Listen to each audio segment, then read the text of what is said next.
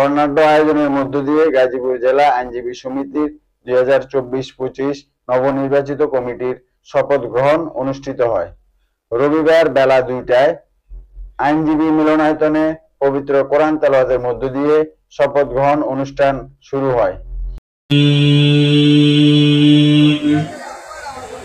বিসমিল্লাহির রহমানির রহিম।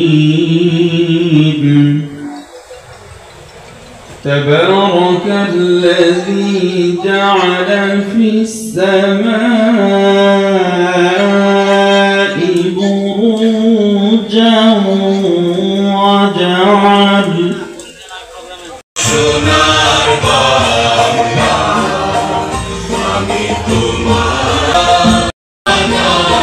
আমার প্রাণে তোমার আমার প্রাণে বাজায় বাঁশি সোনার বাংলা মনে হাসি দেখেছি আর বাংলা আমি তোমায় ভালোবাসি।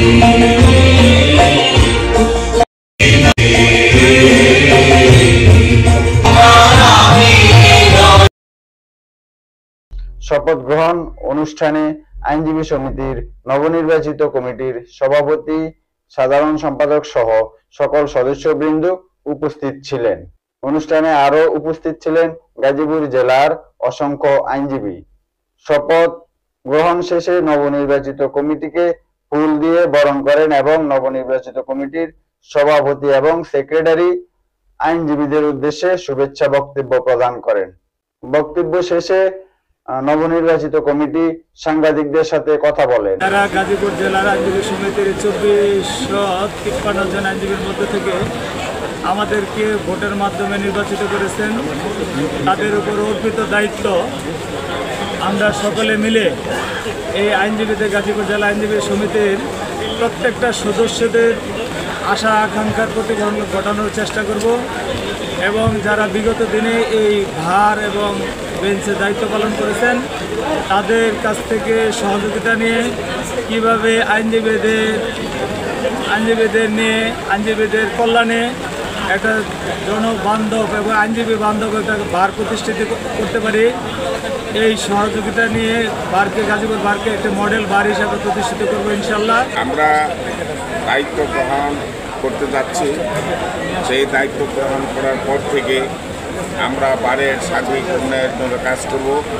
আইনজীবীদের পেশাগত সমস্যা সহ সমস্ত সমস্যা সমাধানের জন্য তৎপর থাকব। বারের পরিষ্কার পরিচ্ছন্নতা, আইনজীবীদের বসার ব্যবস্থা, তারপরে আইনজীবীদের ফান্ডের উন্নয়ন, বিচার ব্যবস্থার উন্নয়ন এবং বার ও বেঞ্চের মধ্যে সম্পর্ক উন্নয়নের জন্য চেষ্টা করব। আমরা সার্বিকভাবে আমাদের উপর যে দায়িত্ব অর্পিত হয়েছে সেই দায়িত্ব আমাদের কাছে একটা পবিত্র আমানত। সেই আমানত বিজ্ঞ আইনজীবী বন্ধুরা তাদের ব্যালটের মাধ্যমে প্রকাশ করেছে এবং তাদের আমাদের এই নবনির্বাচিত কমিটির কাছে অনেক প্রত্যাশা।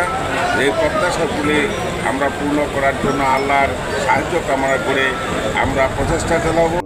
সর্বশেষ মহান আল্লাহ তাআলার প্রতি দেশ এবং মানব জাতির কল্যাণে মুনাজাতের মধ্য দিয়ে অনুষ্ঠানের সমাপ্তি হয়।